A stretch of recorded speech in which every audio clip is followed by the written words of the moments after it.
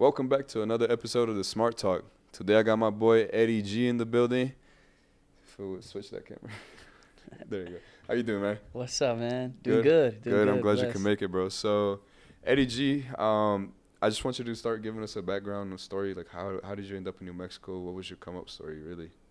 How did I end up in New Mexico? Yeah, just your come up from childhood to now, and why you from why childhood. You want to take me back, man?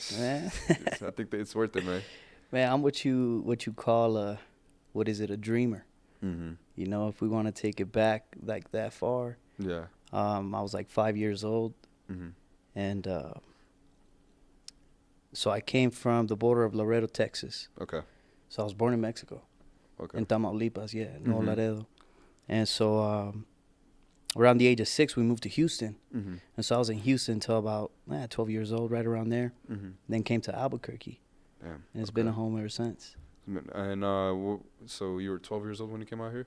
Yeah. So you went right around there, like 12, 13, right around there. Okay. So would you say most of your influence has come from Albuquerque, or what would you give your props to? I think it's a mix of everything. Mix of everything? Yeah, the different cultures, Mm-hmm. between, Mexican mom Mm-hmm. and, just my family in general. And then the Albuquerque, New Mexican culture is a whole nother thing, Yeah, it's very unique. Yeah, I'd say right? that, yeah. Yeah. And so I saw on Apple Music they label your genre as Urbana Latino. I don't know if you put Yeah. that label on yourself, but describe that genre? It's not reggaeton.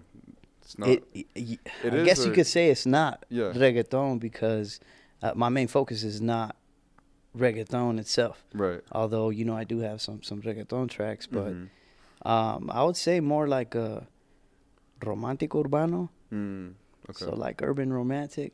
Mm-hmm. It's kind of like a twist of Latin music with trap and reggaeton. I But can hear at the that. same time, bringing in like that R&B sense Mm-hmm. when it Like the comes to like the vocals, lyrics. melodies. Exactly. Yeah. Yeah. Okay. What was your inspiration behind that? Like, what made you come up with that sound? I don't know. I think it was just a matter of just finding it, Mhm. over time. I think I explored a little bit of everything. I started out playing instruments when I was young, so Mhm. I did guitar and drums and so Yeah. it kind of just little by little, that's what it became. And were you always striving to be a musician or an artist as a kid, or was it kind of like a hobby? Yeah, I feel like I always knew. I feel like I always had it in me to say I'm a musician, Mm-hmm. Then from there I took it to production Mm-hmm. and engineering and all that stuff, and Yeah. it just kind of just blossomed. Okay. And I know within the music, like, especially as an artist, as a singing artist or just a rapper, whatever it is, finding your sound takes a while. Do you feel like you found your sound, or is it still developing as you go? I think it's still developing in a Mhm. sense of every time I get on something new, Mm-hmm. I feel like me. I feel like I could sound like me, but I feel like I could take it in different genres, if that makes sense. It does make sense. What genres would you like to explore? Explore? Yeah. I feel like I've always been, I'm Mexican. I've always been asked to do some Mexican music, you Yeah. know, and I think eventually I will. Mm-hmm. But right now, where my focus is where I'm at. Mm-hmm. Okay. And let's see. Where does most of your audience come from? I know it's more of the Latino community, I'm guessing. Mm-hmm. And do you have a big following here in Albuquerque, or is it mostly outside of Albuquerque? I would say it's more outside of Albuquerque. More outside? Where exactly? Right now, Chicago Chicago. is kind of where we're trending. Mm-hmm. Arizona, some parts of Texas. Mm-hmm. To be honest, where my big liking comes from and stuff like that, the people who are actually like tuning in, Mm-hmm. Chile. Chile. Oh wow. Yeah. That's a far away. So from it's been a minute now, Yeah. but I decided to, since I started advertising my music, to just take it, Yeah. every Absolutely. global, and that's kind of where That's pretty cool, man. it's coming That's pretty from. cool. Yeah. I saw you in Chicago. You had that show with Mikey Woods, right? You Mhm. were. Yeah. What did you do in order to get in rooms with those people, especially with was it El Alfa? No, it wasn't El Alfa. It was We were Luar, yeah. We were Yeah, Luar yeah. La L in El Paso, Texas. Mm-hmm. Yeah, and we were with Mickey Woods in Chicago. Mm-hmm. Yeah, so part of that, I mean, is just building relationships, being in the room with the right people, you Mhm. know. But it took time. You Yeah. know, it wasn't like oh, all of a sudden just, This just happens. this is what I'm Yeah. going to do. No, like, I've been making music for quite a while now. Mm-hmm. And always kind of open to working with people, Yeah. and it kind of just wasn't working here for what I was doing. Right. I feel like we have a lot of artists, but they're all kind of in the same culture, same sound, same, and to create something different. Need change. And people who don't listen to that, to listen to it here. So I felt like, I got to take it elsewhere. Yeah. And try to bring it back, Mm-hmm. As far as the relationships and how I got there, Mm-hmm. About a year ago, I started promoting events, setting up events, bringing DJs, and I ran into DJ Extreme, Mm-hmm. and him and I just, kind of connected, same industries, around the same people that I want to get connected with, you Mm-hmm. know. And so little by little, we just kind of started setting up our own events, taking it, from there until we got entertainment company Mm-hmm. that was wanting to work with us, and we put that together. Yeah. And we got in front of Luar and Mickey Woods and others that are to come. That's pretty cool, man. What's the, like, a lot of people, obviously, they see the success part and they see, like, the glamorous part of it, but what's the mentality behind continuing to grind even if you don't see results and getting to that point? Like, how does that feel? You definitely got to stay focused. Mm-hmm. And you definitely got to be, like, resilient Mm-hmm. to want to get to where you want to get to, because, man, you'll see more times that you're not feeling like you want to continue doing something or don't feel like doing something. Mm-hmm. But then still you got that, you got to make this happen. Well, what if I don't? What if I don't do it? Right. So my mentality is always kind of like, just get it done. Because if Mm-hmm. you don't do it, I'm going to regret it more. Yeah. So. Makes sense. It's just like I wouldn't say desperation, but just like something you have to. Yeah, I would say, like, not desperation, but I kind of get geeked out on it a little bit. You know what I mean? It's like a like, devotion, like an addiction. It's an ambition, it's a ambition. passion too, Mm-hmm. more than anything. It's a passion, Mm-hmm. because it's the music. Yeah. It's the music that moves me. It's not, and behind it, every little move and this and that, but behind all that is just the music. I just wanted to create, and that's it. Mm-hmm. I've seen this a lot with rappers. Like, I've gotten the chance to meet a couple of famous rappers as well, and I've seen a lot that the image that they put out, it's mostly like a PR stunt. They have to be somebody or something on the social media or on the screen that people are attracted to. But how do you balance that? Like, are you always authentic, or do you also put on an image that you think is I feel like attractive? I'm pretty authentic. Mm-hmm. If I pulled that stunt, Mm-hmm. I feel like it wouldn't work. Mm-hmm. You know what I mean? I feel like I'm just myself, and everything that looks nice is because it is nice in the moment, Mm-hmm. and everything that's not is just regular shit, Yeah. I think it's all a matter of just being true to yourself, being you, Mm-hmm. when it comes to your image, when it comes to your sound, when it comes, everything. Yeah. But it's been pretty genuine, Mm-hmm. That's pretty cool. I mean, that's what I've noticed. When I've met them, it's a whole different personality than what you see. Yeah. And it's just crazy to me to see that, because there's like I wouldn't say a proven method to it, but it's just kind of like you got to be somebody else sometimes, and I don't think that would sit right. I definitely believe in developing a character. Yeah. A character Mm-hmm. that is liked, a character that is humble at the same time, but I do definitely believe in that character. Mm-hmm. And I think that all comes from, like, who you are as a person before Mm-hmm. anything. Yeah. So you develop, you can adjust your character, but your character is kind of just who you are. So do you think it's more of like an enhancement of your personality that needs to be shown, like that you put out there? What you mean? Like, for example, let's say, like, right now we're having a chill conversation, but in a show you demonstrate that stage presence, you have more I feel energy. you. So is it an enhancement of all your qualities? I mean, it's definitely like game on. Like, you know what I mean? When yeah. you're about to perform, you got to get in your head like, hey, Mhm. it's me. Yeah. This is what we're doing right now. I guess people look at it as what, like an alter ego. Yeah, exactly. That's Kinda. what, yeah. Eddy G definitely is my alter ego. Mm-hmm. You know what I mean? I feel like when I get into that mode, Yeah. even if it's just recording music or writing music, Mm-hmm. or you know, I definitely get into like boop, like a switch comes on type deal. Yeah. You know what I mean? So Is there like a certain routine that you go through, or just kind of like, I'm here, it's time to turn it on? before, no. Now, yeah, Mm-hmm. because it's like crunch time right now. Mm-hmm. I feel like, you know, we're talking about how this podcast is also just based on entrepreneurs and business, and that's what it's been, you know. Mm-hmm. Besides the music, I'm my own manager, I'm my own booking agent, Mm-hmm. you know. So I gotta work, you know. I gotta network, Yeah. and on top of that, we got our local business, Mm-hmm. you know. And so I have some business here in Albuquerque, Mm-hmm. in Las Vegas, and so staying busy and just having kind of like a schedule, you know. I have time that I dedicate to my business, Mm-hmm. and then time that I dedicate to music, Yeah. you know. But when it comes to music, I think it comes to me. It's not like, oh, okay, I'm gonna sit here and I'm gonna write a song. Mm-hmm. You know, I'm constantly listening to production, and producers send me beats and, you know, stuff like that. And if it Mm-hmm. touches me, then I'm like, okay, I got something I could work with to this, you know. So have you experienced writer's block or any kind Hell of yeah. yeah?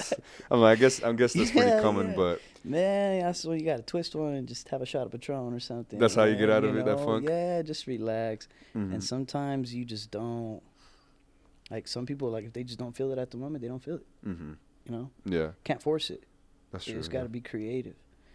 But sometimes, like I said, it's crunch time. So Mhm. like when you got to get something done, you got to get something done. Do you think? Well, I think about it this way. Like, for example, when I was in school, I'm still in school, but if I put something off to the side so much that, let's say, the assignment is due tonight, and I'm over there like I'm grinding. No matter how I feel mentally, if I'm tired or not, like I'm finishing this. Is it kind of like the same sense of like urgency right there? Yeah. I feel like I get anxiety from it. Yeah. But it's like a thing to where even if it's put aside for a Mhm. minute, whatever it is, Mhm. it's not because of the work ethic. It's because I'm busy doing some other shit. Mhm. That's usually what it is. Yeah. You know, oh, I need to finish this or finish that, but I got this going on and that going on. And so Mhm. that's where a team, you know, would come Helps into out. play, and the manager and all that stuff. But Yeah. you kind of got to learn how to handle it. So how have you been like? How do you manage between businesses and artists and like that lifestyle? I think in the beginning it was really difficult. Mhm. I think as it's going now, it's getting easier and easier as I establish my other business, Mhm. because it's giving me that financial freedom, Mhm. and to just be like, you know, okay, we can work towards this. That's working in the background, Mhm. you know, and you just take it from there, and, you know, invest the money in the right places. Yeah, that's another thing that a lot of artists don't touch on is the investment that you first have to put into it in order to Oh, see yeah. like to collect the fruits of your labor. How difficult is that? Like, what do you? Man, it's difficult, especially in the beginning, you know, being independent, Mhm. to even just create, you know. If you're not like me and you're the type of artist that you're talented, you know, you're a writer, you got it, Mhm. but you have to go and invest money in studio time. You have to pay your videographer. You have to pay everybody involved in the video, Mhm. you know. And so, like, for me, I reduced costs by just learning how to record myself. Mhm. But the thing is I started in music through production. So Sure. I started making beats. Mhm. I was like 14, 15. Mhm. So it was a matter of just learning learning the software, Mhm. you know, being around other engineers and just soaking game and, you Yeah. know, YouTube University, you know. And so Yeah. that's kind of all it really is. Mhm. And little by little, you know, whatever you really want to learn, you're going to take the time to learn it. That's true. And so I just invested my money in the right places. Mhm. All right, now I can get creative and I can work on it on my own time, get Mhm. crafty. And so that's kind of where you would say financially it puts you in a better place as an artist than to having to always invest in studio time. Plus, you're Right. gonna mix and master, so you're still gonna send it off. Yeah. Pay another ticket. I mean, yeah. How? What do you think? Like, if you could put a number to it, what do you think that number would be for all that? For the whole thing? Yeah, like recording a full record. What would you say? Wow. I mean, you can do a budget of at least $1,500, $1,000 with the studio time, the mastering. Maybe paying a designer for a little album cover, and then your distribution and stuff like that. Okay. But if you want to push the record, we're talking different numbers. Yeah. Then you got to talk about advertisement and putting a marketing campaign and strategy together whatsoever. So how does music, like a marketing campaign for a musician or artist differ from like business marketing campaigns? Since you do both, I'm guessing you kind of have an idea. I guess they're very similar. They're in the kind of the same lane. You're advertising different type of business, but at the same time, it's the strategies are still the same. You still got to find your audience. You still got to find your target location. I think about it like you're a captain of a boat. Yeah. You have to have a destination, right? So kind of like that. My song has to have a destination. Where do I want it to play? Right. And you're the captain of that boat. So on top of that, then you got to get the whole team on the boat. And then y'all got to go the same direction. I see. That's the way I look at it. Yeah. No, that's a good analogy. Yeah. It's good to like visualize it that way. How hard is it finding the right people? Like, is it difficult, or what has it? I mean, right now, because I work for myself, I just do me. Like when it comes to music, yeah. I feel like there's just, man, we're talking about Albuquerque. We've got some talented people. We do. Yeah. And I think it's just a matter of time and us getting to work and being consistent. Yeah. But man, we got great camera people. We got different studios. Also on top of that, I mean, even this place, Yeah. we were talking about how the whole backdrop or yeah, whatever, exactly, the setting. It's like, damn, I feel like I'm on a TV show right now. I walked in and I felt like a star. You know what I mean? Yeah, so but definitely a team is important. Yeah. I feel like a team is important. You definitely got to have them. It's made it a lot easier to have people to work with. Maybe not paying thousands of dollars for production, but somebody who really says, hey, like I really fuck with you, and I want to work with you, but I'm not going to let nobody go without being paid for their time. Right. That's how we value people. So I've never went without actually working with someone and saying, no, I got you. I'm going to pay you this. Yeah, absolutely. But I mean, there's still somewhat of a monetary exchange, but you also want to surround yourself with people that believe in the vision, or else you're just, of course. Yeah, people are. Yeah, that believe in the vision, because then that's when you're going to get the best creative. Right. Yeah. I've worked with people who really don't, oh, yeah, it's just another gig or another, yeah, whatever. Excuse me. Yeah. Oh, I've spent thousands of dollars out of town. Let's not even go that far, like Vegas.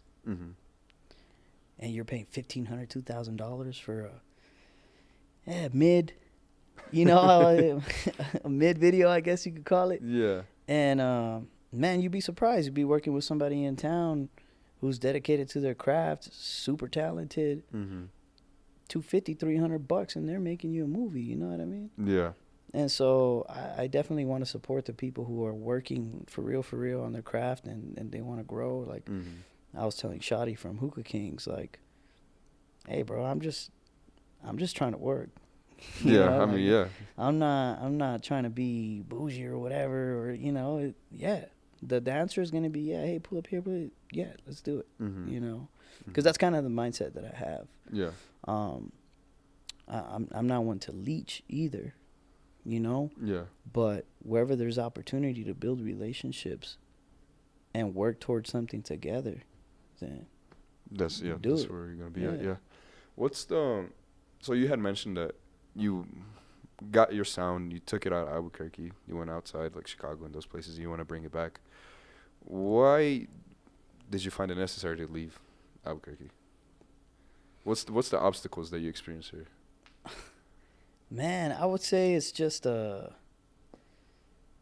feel like everybody goes through it as a creator. I don't think it's just music. Okay. But sometimes, especially in a small town, Mm-hmm. you know, you're in Los Angeles, you're in Houston, you're in Dallas, that there's enough space. Yeah, there's a mecca there. Like, yeah. Exactly. There's not enough space here. So Mm-hmm. I feel like, you go to school with some cats. They know you since you're young, you're this, and they have a certain image of you. Mm-hmm. And from there, they categorize you. Mm-hmm. And they can no longer look at you It's something else. as another version of yourself or just Yeah. simply grown. We grow as people Right. and as creators. Mm-hmm. And so I feel like it's the credibility. I see. I kid you not. That it's been a couple weeks, Mm-hmm. a month since Luar, and everything just like, whoop, whoop, whoop, whoop, whoop, whoop, Just like, stacking up. Yeah. yo, here, hey, you brand this Yeah. event, here, cool. You know what I mean? And it's like Yeah. that's kind of just how it happens, I guess. Mm-hmm. Sometimes they say in the blink of an eye things could change. Yeah. And I mean, drastically, I haven't seen a change just yet, but little by little, that 2%, that 1%, The building stepping good stones. habits, Yeah. and just it takes time for me to take a trip and you know what I mean, Mm-hmm. do all this other stuff, be gone away from the fam. I got little ones too, and so it's Mm-hmm. like, Yeah. But yeah, Damn, that's pretty cool. I mean, I've heard a lot of artists, like the local artists or artists that pass through here. They talk about here being a small town, and it being difficult to showcase their talent in a widely view. For more people to see Mhm. outside of here, and it was just a curiosity that I had. Like, do you think that bringing your sound back here is gonna have more of a benefit to the community in that sense? I just see a movement. Movement? Okay. I see a movement because I got a sense of direction, Mm-hmm. and with that, man, why not take someone along with me? Yeah, You know what I mean? I feel like we have a Latin community who's also talented, we do. Yeah. and I feel like that Latin community is not getting any exposure. Mm-hmm. They're not getting any support and collaboration. Mm-hmm. And I feel like if things happen and they're going in the right direction, I can be the pathway to that. Mm-hmm. That's kind of how I look at it. Yeah. But I feel like ABQ definitely has a Latin community that needs attention. Mm-hmm. Do you feel like, I wouldn't say underappreciated, but what do you think is I wouldn't say underappreciated. I would say undervalued. undervalued? There you go. Yeah, because, and I feel like a lot of people feel undervalued, Mm-hmm. even in relationships, Mm-hmm. But it's that. It's the fact that we don't build enough relationships. Mm-hmm. And so if we connected the dots together, Yeah. then it'd be different. We'd be a lot more powerful. Yeah. Well, you think the community is just not as tight knit as they should be? I feel Or like we're timid. timid. Okay. I feel like we're shy to expose our talents Mm-hmm. because we're too worried about what other people will say. Yeah. I feel like that's mainly it. Mhm. And I'm pretty sure I'm not the only one who feels that way. Yeah. Because it's easy for me to get out of here Mm-hmm. and go showcase for people who have no idea who I am yet. Yeah. Than to say, hey, I'm going to throw a full ass event here and da da da da da. Mm-hmm. And that's why I feel like, shit, I had a hoop, go Yeah. different places and then bring it back. I see. And then that's where that credibility thing comes from. Right. And it sucks because it shouldn't be that way. I feel like it should always be where you're supported From where at you're your at. crib Yeah. first. Yeah. And although I feel like people know me and I know them and stuff like that, it's not enough because the community is not big enough. Mm-hmm. But it can be bigger. That's Yeah. what I'm saying. All we need to do is get everybody involved. Yeah. I mean, yeah, I agree with that. I think, I don't know. I'm not a musician. I'm not an artist myself. Obviously, I like to consider myself a creative. But I just think here there's not a lot of incentive within here. here. Exactly. Yeah. There's feel you. even the government itself. I mean, you go outside the state or outside the country, you see a lot of programs and Yeah.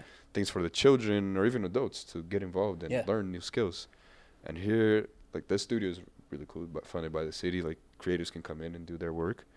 But outside of that, I just don't see it here. And I feel like that's something that's what your vision is. It's to bring that here and allow people to have a community or just a resource center Yeah. to build. And how do you How do you think that will, like, how fast do you think you can get that going? I'm not measuring the time, I guess you could say. Mm-hmm. I'm not setting a goal Just more of the impact. in the time. Mm-hmm. I'm more just trying to stay focused on just the moment, you know, taking advantage of every moment. Because even if you set a goal, Yeah. it's good to set goals. Mm-hmm. But even if you set that goal, it doesn't stop at the goal. Mm-hmm. It's got to keep going. So I feel like if I develop a system, a strategy, a system that will keep on going forever, then it's different. It'll be long lasting. So my goal is to build the system that will change things and just allow that to just keep on working. You know, instead of just having just one goal and saying like, oh, okay, I want to build this Latin community and, you know, this and that, host Latin events and stuff like that. Yeah. But then what? You know, from there, what? You know? Right. And so I feel like I just want to make it that. Just want to make it a focus, not a goal, but just a focus where I'm always working on it. I see. And how does your, I don't know if it's a partnership, but I know Adios Mama, that's fairly new here. Yeah. I see you're having your show on Sunday with them, right? Mm-hmm. How does is that something that is it like a long lasting relationship that you're gonna have with them, bringing events? I don't know. I mean, we kind of came together because of another promoter that I know, Frankie. Mm-hmm. And so actually, and I've met a couple other promoters that also worked at that location. Yeah. And you know, they've told me before, like, hey, you know, whenever you're open to maybe doing an event, you know, and mainly it's been bringing like DJ Extreme and stuff. Right. You know, we brought also some other DJs from Dallas, other DJs from Chicago, female DJs, you know, that are popping in their city. And, you know, even then it was still kind of difficult to bring people out. And we're talking about a nightclub scene, like just come party, like just come and have a good time. It's not even a show or nothing. We're just bringing a cool DJ from a different vibe, you know, to come party with you. And so, again, we go back to the building relationships. That literally just happened because of the relationship that I had, you know. And so if the opportunity is there to continue to do some Latin events, most definitely. I mean, yeah, because that's from the outlook that I get from them is that's what they're trying to focus on. Latin community. And I think it's pretty cool. It's different compared to the clubs down here. They're actually doing live shows, live events with DJs, different DJs, not just the same one every weekend. And I think that's like a nice thing to have in Albuquerque because that's more of a out-of-town thing. You experience that in Phoenix, L.A. Yeah. You experience that a lot outside of here. But Vegas, definitely. Too. Yeah, Vegas, of course. That's like, and that's where the crowd is brought out. But Albuquerque is so different. Like, what do you think you would need to do? Like, or just not you, but like, what do you think the solution is to bring more people into that kind of shift the culture towards that more? Shift the culture, huh? That's a good one. I think try to think of that myself, and I really don't know. Like, I don't think that I've necessarily have a blueprint to how to do it just yet. I feel like it's a work in progress because even for the last year, that's kind of what I had been doing. Yeah. I mean, we tried everything. You know, I've had investors that I partnered with. To do the whole nightclub thing, we had a spot right here on 4th Street. Yeah. You know, that we tried to get popping for a while. Yeah. Everything was red and. Oh, like the red district, or yeah. So, I remember that. Nice spot, but very difficult to get the people to. You know, and it's all there. The lights, the music, the DJs, the environment. The drinks are there. It's like, you know, and it's a thing of like, is downtown in Albuquerque kind of flopping? Or you know, but then we got places like Adios that are, you know, a little more to the east side. Yeah. And it's working just fine. Yeah. And so that makes me wonder, you know, and it kind of takes it back to the tragedies that we've had downtown in the past, and I feel like those impact a lot of businesses. But I think like if we got together and, like I said, if we work together and kind of just connect the dots together, we could probably bring some life back to downtown the way it used to be. You know what I mean? I agree. Yeah. Yeah, I agree. I mean, I talked to this one promoter. He was on our podcast, actually. Riot Decon. I don't know if you... Riot. Yeah. Riot Entertainment. Yeah. And he was saying he came from Utah. And oh, wow. He was saying that promotion or event game here is way different. It's very it's tough. It's tough, yeah. It's very tough, and you have your crowd like Canvas and Library. They're always gonna have their crowd because they're solidified. They're so established. Exactly. Yeah. But I think if it would be a nice shift to see more towards like Adios Mama, the events that they do and things like that. I think it'll bring more. I don't want to say class, but a more respectable night scene out here. You feel like the experience? Yeah, the overall experience is different. Exactly. It's different. A little more luxury being brought to it, a little more like entertainment, right? Mm-hmm. Yeah, I mean, that's when we go out of town, like that's what we look for. Yeah, that's what we look for. Yeah. Like you go to Scottsdale or you go out of the country, whatever, you have sections that the presentation is nice.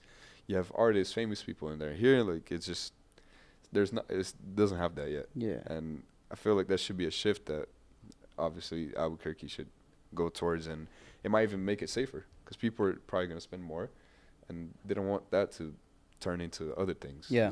I mean, if I'm spending a lot of money, I don't want to have a bad night, you know?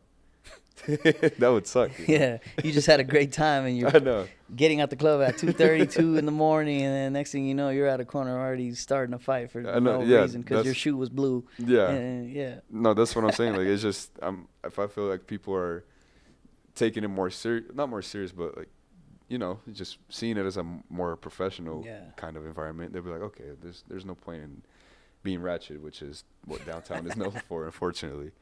Oh, yeah. But I stayed like downtown, heart of Chicago. Yeah. And I decided, you know, I'm gonna take a walk. I'm gonna check it out, you know.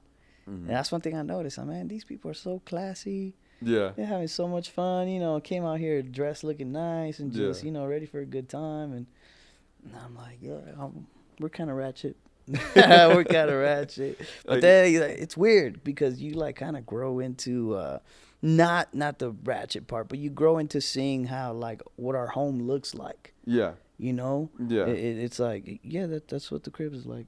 Yeah, I mean, you become, I wouldn't say desensitized to it, but you're just like, yeah.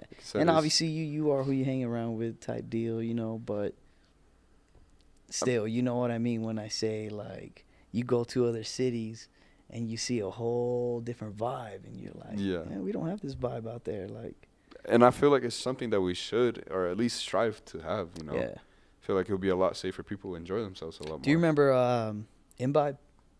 I don't know if you were I don't here, think or I was you here. probably weren't even I old probably enough wasn't to even go old to enough to Imbibe. go, yeah. That was a couple years ago.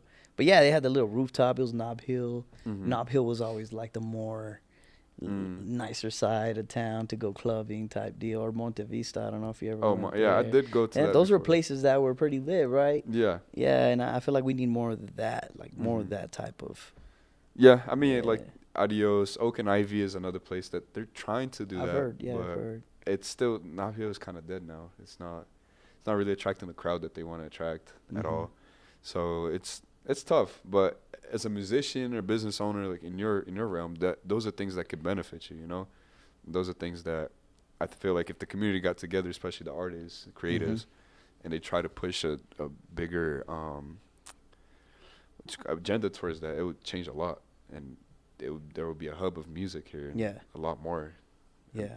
But yeah, I don't know. It's tough, man. I don't want to talk too much about my opinion on that because you're the guest. But I appreciate you coming, bro. I have to cut it short today. Yeah. No worries. I wish we could talk more, but hey, we'll finish off with giving our thanks to our two sponsors. We have Hookah Kings, the premier hookah lounge in New Mexico, and Moreno Media, quality content for your business and image. And we'll catch you on the next episode of the Smart Talk. Thank you.